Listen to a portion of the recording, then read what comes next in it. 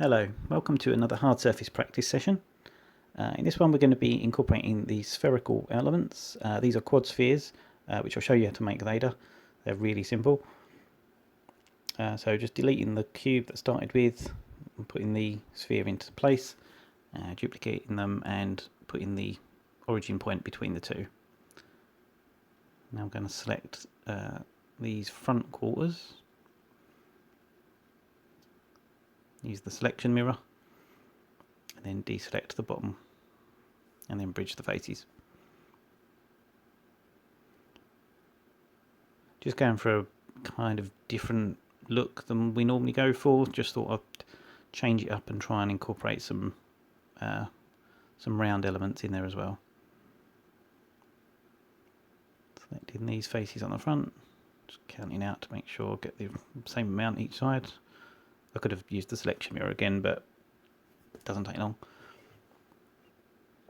Add in a loop cut, scale it to 0 on the Y, and I'm just going to bevel that. So I've got some even lines going down the length of these parts. I'm going to bridge this across to make a sort of handle. I'm not sure if I want that to bulge out or not. No, I don't. I think I'll leave that as it is for now. Let's add a loop cut down the middle. And let's add another element in. Let's add a cylinder, sorry. Scaling this up, excluding the Z-axis, and then just going to move it back on the Y. Make a duplicate so that we can use that to cut inside, and I'm going to union the first one into the body, and then use the duplicate as a cutter. And use a slice operation so the bit in the middle becomes a separate object, and I'm just going to assign the other material.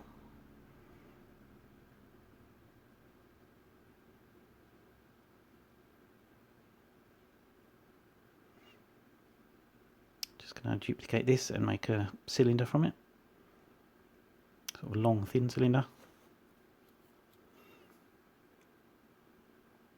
And then use a brush Boolean so we can just move that up, just so we can see the bottom of that curve.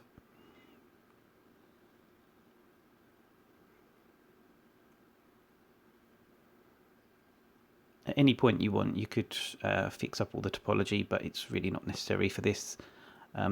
Doing this sort of stuff is quite fun, and it sort of keeps you used to using the tools quickly, and it's quite good for sort of getting rid of if you're experiencing any sort of artistic block and you're sort of not jumping into Blender and getting on with the work that you know you want to get on with. Just cutting these wedge shapes out of the end piece, the middle piece, sorry. And just going to widen that to just give it a more interesting look.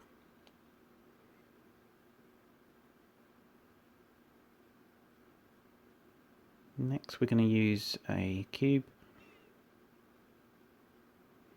Now I'm going to shrink it down on the Z-axis, widen it on the X, and we're going to bevel one end of it. So if I select all this front end and then invert it, I'll select here, grow the selection, invert, boundary select, and then select these additional edges. You can see what bits I've selected there, and then just bevel the whole thing. And if you press C to clamp overlap with 8 segments, and then just merge all the verts together, we get this sort of like a cassette looking piece. We could have this as an inset, not an inset, as an intersect. So it fits within there. Not mad about that though, and it kind of invalidates the point of having the front of it curved, so I'm just going to delete that section.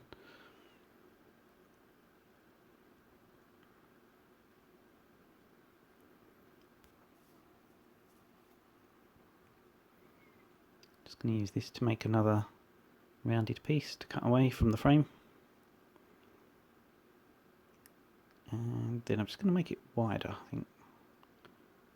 Just make it a little bit more oval looking. Again, there's no rhyme or reason for any of these cuts. They're just there to make some sort of complex illusion of complex looking object. Here, just using a cylinder and beveling one end into a sphere, and duplicating it down and cutting it away from the body. In fact, if I use a slice, I can change that material and have that sitting in there like some sort of button, and change it to individual origins, and then I can scale those, excluding the y-axis, just to give them a little dark bit of shadow around them so they look like they're actually inset in there.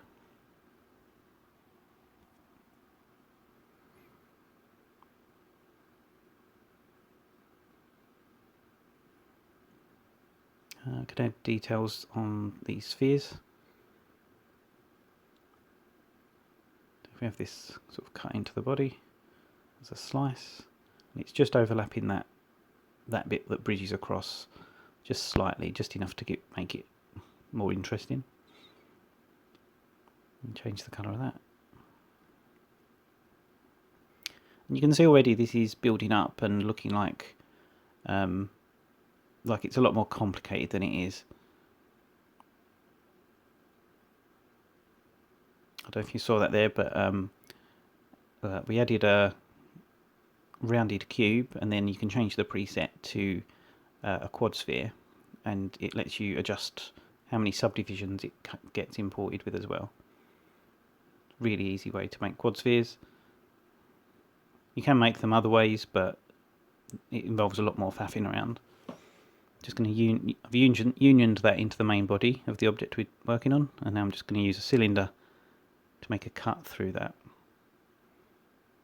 using the difference brush. I'm just going to move it inside slightly so that it kind of gets a lip wrap around it.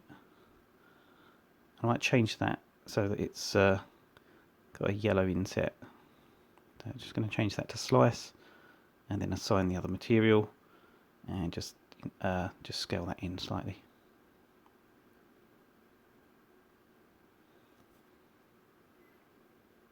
Looks pretty cool. What else can we do?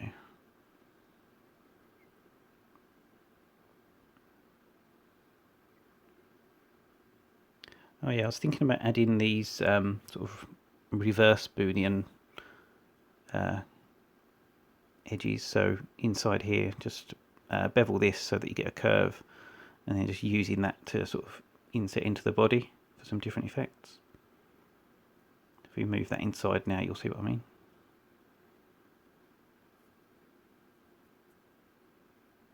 Kind of looks like there's a cutaway part and then a part that's sort of brought back, like it's where the thing's connected. Just going to use an empty axis as a mirror object so that we can duplicate that detail to the front.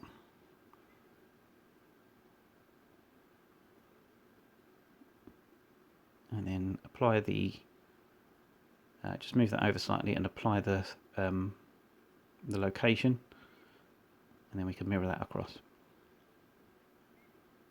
So apply it all, mirror that across, bisect and flip, and you'll see it appear on the other side as well.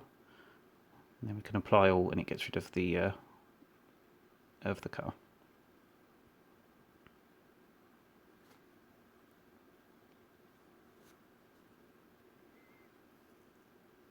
Make these spheres in the back look much more interesting if we add something growing out of them. So we'll bevel this cylinder, and then we'll union those together. We can inset another cylinder in here, separate the object, and extrude it out. It's not necessary for it to be a separate object, but it just makes working a little bit quicker sometimes.